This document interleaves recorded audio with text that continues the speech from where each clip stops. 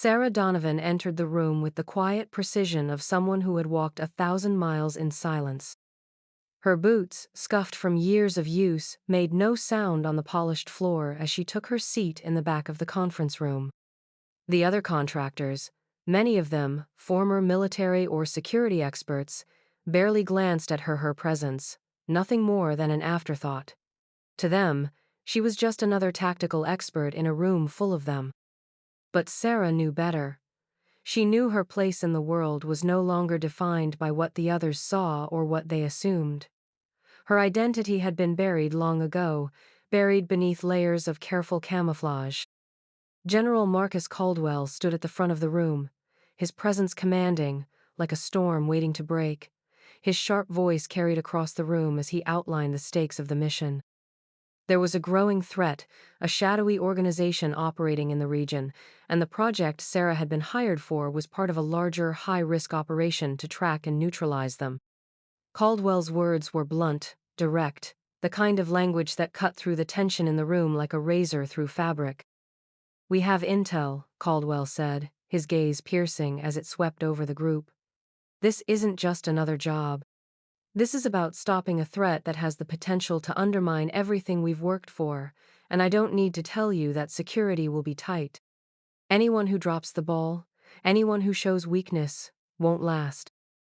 Sarah's eyes narrowed slightly, though her face remained as neutral as the stone wall behind her. She had heard it all before. She had lived it all before. The constant pressure, the constant threat of failure. It was nothing new. But what struck her was the intensity in Caldwell's voice, the quiet urgency that sat beneath his words. There was something personal in his tone, something that hinted he had been down this road before and didn't intend to make the same mistakes again. The room fell into a hushed silence as Caldwell outlined the operation. He spoke of strategic positions, of high-value targets, and of the logistics that would support them. But as his words grew more intense, Sarah's mind drifted for a moment. She had long since learned to tune out the details, to focus on the parts that mattered, the parts where her skill set would make the difference. In this world, the strategy was important, but execution was everything. She could feel the eyes of the room on her now, a subtle shift in the air. The men around the table were sizing her up, wondering what exactly she had to offer. She had become used to that look, the skepticism, the dismissive glances, the curiosity that came from being the only woman in a room full of hardened professionals. But Sarah didn't need to prove herself to them. She had done that long ago. As the briefing wore on, General Caldwell's gaze lingered on Sarah for just a second longer than necessary. She caught it out of the corner of her eye, his eyes scanning her, studying her with an intensity that made her stomach tighten. He wasn't looking at her like a civilian contractor. He was looking at her as if he knew she was more than what she appeared to be. "Ms. Donovan," he said, his voice cutting through the tension in the room. "You're the tactical expert we've brought in for this mission, correct?" His words were a statement, but the underlying question was clear. He wanted to know who she really was. Sarah met his gaze, her expression unchanged. "That's correct, General." He nodded, but she could see the flicker of recognition in his eyes. He was a seasoned military man, and no one had ever come into his orbit without leaving a trace. He sensed something in her, something buried deep, and he wasn't about to let it go. The briefing continued, but Sarah felt the weight of his scrutiny as if it were a physical presence. She didn't care. She had learned long ago that attention was both a blessing and a curse, but she had a mission to focus on. The room faded into the background as she mentally mapped the plans, the coordinates, the risk factors. At the end of the meeting, just as Sarah began to rise, General Caldwell's voice stopped her. "Miss Donovan, I've got a special assignment for you," he said, his tone now laced with something different, something calculated. "I'll need you to report to the field office. This mission requires someone with your expertise." Sarah's breath caught for just a moment before she caught herself. She knew what this meant, an opportunity to prove herself. And yet, she couldn't shake the feeling that this was more than just another assignment. This was the moment where her past might resurface, and with it, the secrets she had worked so hard to bury. As she left the room, she couldn't help but feel a surge of something unfamiliar. Fear. Not fear of the mission. Fear of what might happen if the general dug too deep, if the past she'd buried for so long threatened to rise to the surface. But she had come this far, and now there was no turning back. The team assembled in the cramped operations room, the hum of computers and the low murmur of voices filling the air as they prepared for the mission. Sarah stood off to the side, arms crossed, watching the group. The military personnel around her were focused, sharp-eyed, making last-minute adjustments to equipment and gear. She was a woman in a room full of men who carried decades of combat experience, and she could feel the weight of their skepticism, their silent judgment. General Caldwell stood at the head of the room, outlining the final details of the operation. The target was a militant group operating in the remote highlands of a war-torn region. Dangerous terrain, even more dangerous people. The mission was simple: track, neutralize, and eliminate the threat before they could expand their reach. But as Caldwell's words washed over the team, Sarah's mind was already working ahead. She moved to the map, studying the satellite imagery that had been pinned to the wall. She didn't need to be told how the terrain would shift. She didn't need to hear the reports again. She had spent years planning operations like this, moving silently, strategically, with an eye for every angle. She saw the patterns that others missed, the vulnerabilities that would prove critical in moments of high stress. "Ms. Donovan," General Caldwell called, his voice cutting through the tension. "We've got secure comms in place, but I want you to set up the encrypted lines and make sure we have a contingency plan. There's a chance we'll lose contact with HQ once we move in." Sarah nodded, stepping forward without hesitation. She could already feel the eyes of the team on her as she moved to the table, pulling out her equipment. The military had their own tech experts, but Sarah was different. She wasn't just setting up a system. She was creating the web that would keep them connected. No gaps, no interruptions, no mistakes. "Let me know if you need any help," a voice from the corner of the room called, dripping with thinly veiled sarcasm. Sarah didn't even glance over at the man who had spoken. She knew the look in his eyes, thought she was just some civilian with no real experience in the field. The kind of man who would never believe that someone like her could hold her own in a high-stakes mission. The kind of man who would rather dismiss her than recognize that she had been trained in ways they would never understand. She didn't respond. Instead, she focused on her work, her fingers moving rapidly over the keyboard, her mind already anticipating the steps ahead. The mission's success rested on everything she was doing right now. The military didn't know it yet, but Sarah's skill in electronic warfare, her ability to track and analyze patterns, was going to be the key to everything. The room grew quiet as the team gathered around the map, reviewing the plan one final time. Caldwell was at the front, giving the orders. He was authoritative, decisive, someone who commanded respect just by the way he held himself. She could see why the others followed him. He had presence. But Sarah wasn't interested in making a show of leadership. Her strength was in the details, in the way she could read the flow of a mission before anyone else even realized there was a problem.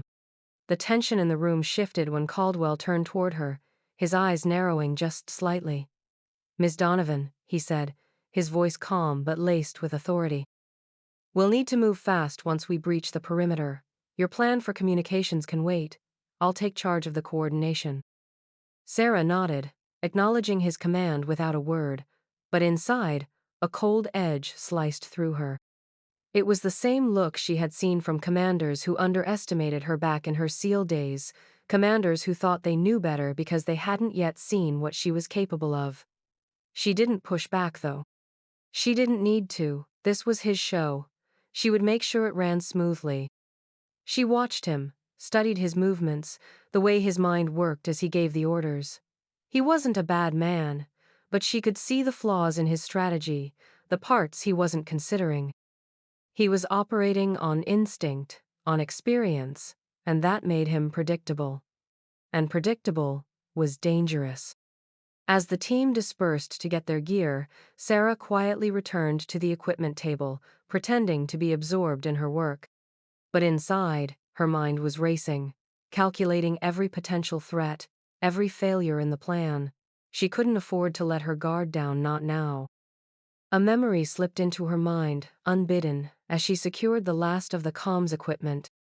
She saw her team again, her old team standing at attention before the mission.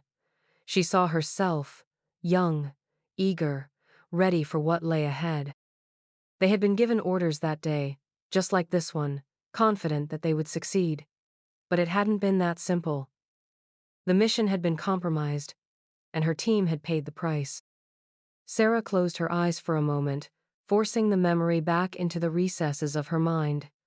This mission wasn't about the past. It wasn't about what had happened to her, what had happened to them. It was about now, and if she could prove anything to herself, it was that she could survive, even when the odds were stacked against her. The team was gearing up, the general was giving final instructions. It was time to go. And Sarah would make sure they got out alive. As Sarah sat alone in the quiet of the operations room, her fingers idly running over the edge of the table, her mind drifted back to another time, a time when the world felt more certain, more tangible, when the days ahead were filled with purpose rather than questions. Her thoughts wandered back to a dusty training field in Coronado, California, where her body had been pushed to its absolute limits, where she had first proven that she could do everything the men beside her could do and more. The memories came in waves, each one crashing over her in a rush of clarity. The sun-drenched days spent on the sand, the grueling swims through freezing waters, the long runs with sandbags strapped to their backs. She had been one of the few women in the Navy SEAL training program, a shadow among giants, but she had held her own. The others had watched her, some with skepticism, some with curiosity, but in the end, they had all respected her. The kind of respect that only comes from surviving the hell that is basic underwater demolition, SEAL, BUD-S. The kind of respect that wasn't given lightly. Her closest bond had been with her team Unit 77. They had been a group forged in fire, a band of brothers, and one sister, who had learned to trust each other implicitly. They had laughed together, trained together, bled together. Sarah had shared more with them than with anyone else in her life. They were the family she'd chosen, the only family that truly understood her. But that had all changed during Operation Viper's Bite. The mission had been clear: infiltrate a high-value terrorist cell operating just outside of Raqqa, Syria. The intel was solid, the team briefed and prepared. They were going in with the best technology, the best training, and a clear mandate from the highest levels of the government to neutralize the threat. They were supposed to be the ghosts in the night, silent, swift, and lethal. But when they landed, nothing had gone according to plan. It was a setup. The intel was a lie. As soon as they breached the compound's perimeter, the world around them exploded into chaos. Sarah had been on point, her senses sharp, as always, but the second the doors were breached, she felt the trap close in around them. The first explosion had been deafening, throwing Sarah to the ground and knocking the breath out of her. The blast destroyed their communications, cutting them off from backup and extraction. In an instant, the team had been scattered, each of them fighting to survive. Sarah's heart had pounded in her chest as she tried to regroup, but it was too late. The enemy was everywhere. They had planned for this. They had anticipated the exact moment the SEALs would arrive. She had fought her way through the chaos, gunfire ringing in her ears, the stench of burning debris filling her lungs. But the worst part had been watching her teammates fall one by one. Rodriguez had gone down first, a bullet through the chest. Sarah had tried to reach her, but the gunfire had been relentless. Chun was next, taken down by a sniper's round that pierced through the window.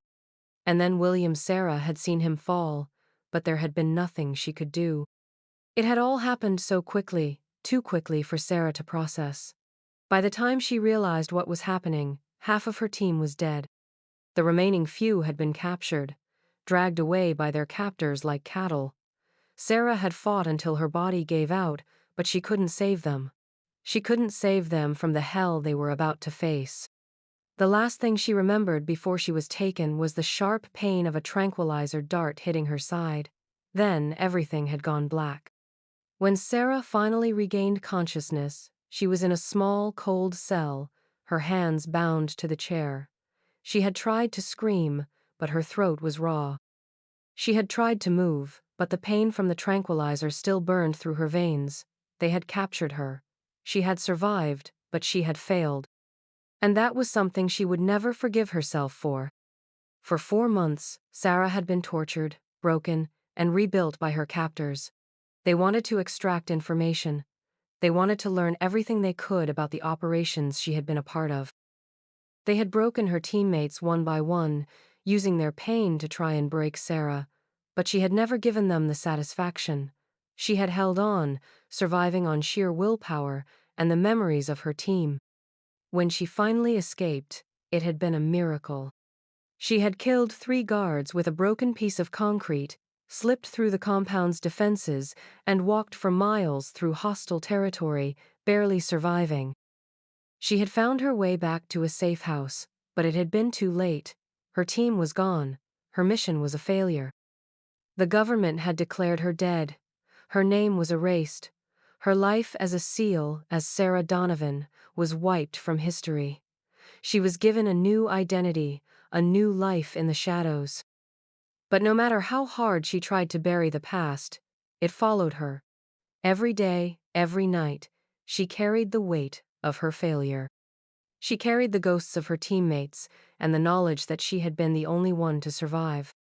Now, 5 years later, she was living under a new name, a new face, but nothing about her past was gone. It had just been buried, waiting. And as she looked at the team around her, she realized something she had known deep down. Her past wasn't finished. It was about to collide with her present, and the secret she had buried would soon come to light. The mission had started smoothly, but as Sarah had expected, it didn't take long for everything to go sideways. The team had pushed forward into the mountainous terrain, moving through the dense forest cover as planned. But they were too exposed, and the enemy had anticipated their every move. The first sign that something had gone wrong came when the radios crackled with static, followed by a sudden silence that blanketed the forest. It was as though the very earth had sucked the noise out of the world. The team instinctively dropped to their knees, eyes scanning the shadows, searching for threats. The tension was palpable. General Caldwell's voice came through the comms. "Stay alert, we've got company." They had no backup, no air support, no reinforcements on the way. Sarah's heart rate accelerated, but her face remained as still as stone. She was a woman of action, not words, and the seconds ticked by, each one dragging the team deeper into an inevitable confrontation.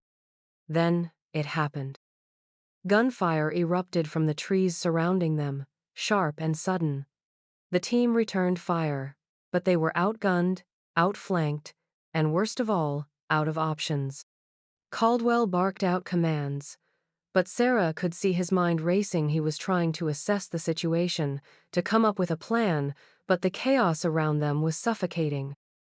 Sarah didn't hesitate. The moment the first bullet ricocheted off the ground near her, she pushed past her teammates, positioning herself in the open just enough to get a better view of the enemy positions. "Caldwell, stay low," Sarah ordered, her voice calm but carrying the authority of someone who had been in 1,000 firefights. "We need to split them up. They're using the terrain against us." Caldwell's eyes locked onto hers for a split second, hesitation flickering across his face. He was the one in charge, the one who made the calls. But there was something in Sarah's expression, a kind of quiet certainty that was impossible to ignore. He didn't speak, but he gave a slight nod, signaling that he was trusting her judgment. With a swift motion, Sarah began issuing orders, not waiting for anyone to second-guess her. She split the team into 2 groups, one to flank left and the other right. As they moved into position, she could feel the weight of the gunfire pinning them down, the dust and dirt rising in clouds from the impact of bullets hitting the earth. But she was no longer thinking about the immediate threat. She was thinking 3 steps ahead, calculating every move, anticipating the enemy's next tactic. In the midst of the chaos, Sarah's hand moved almost instinctively. She held up a hand, fingers spread, then quickly closed them into a fist, a signal known only to those who had served in the SEALs. The hand signal was subtle but unmistakable to anyone who had been trained in the covert world of special operations. It was a signal for maneuvering, for a surprise counterattack that would turn the tide of battle. General Caldwell's eyes widened as he caught sight of the gesture. He froze, his brain instantly processing what it meant. There was no doubt now. Sarah Donovan wasn't just some contractor. She wasn't just another civilian advisor. She had been in the field, in the dirt, in the blood and sweat of war, just like him. She was a SEAL. The moment seemed to stretch forever, the gunfire still echoing in the distance, but the world around them slowed to a crawl. Caldwell stared at her, shock and disbelief flashing across his features. For the first time since they'd met, he truly saw who she was, what she had done, and what she was capable of. His mouth opened, but no words came out. Sarah held his gaze for a heartbeat longer, her mind already moving ahead, calculating the next step. "Now," she said, her voice calm and steady, but carrying the weight of authority. Without waiting for another response, Sarah moved with a precision that left no room for doubt. She executed the maneuver flawlessly, her team following her lead without hesitation. The enemy forces, caught off guard by the sudden shift in tactics, faltered, their positions weakened by Sarah's strategy. Caldwell snapped to attention, his previous hesitation forgotten as he moved to follow her orders. The battle was far from over, but now they had a fighting chance. But as the sounds of gunfire continued to rage, Sarah couldn't help but feel a pang of guilt deep in her chest. She had just revealed her past, the ghost that had haunted her for 5 years. There was no going back now. The fallout from this moment, this revelation would come, and she wasn't sure how Caldwell would handle it. But for now, there was no time to worry about that. The mission wasn't over. Not yet.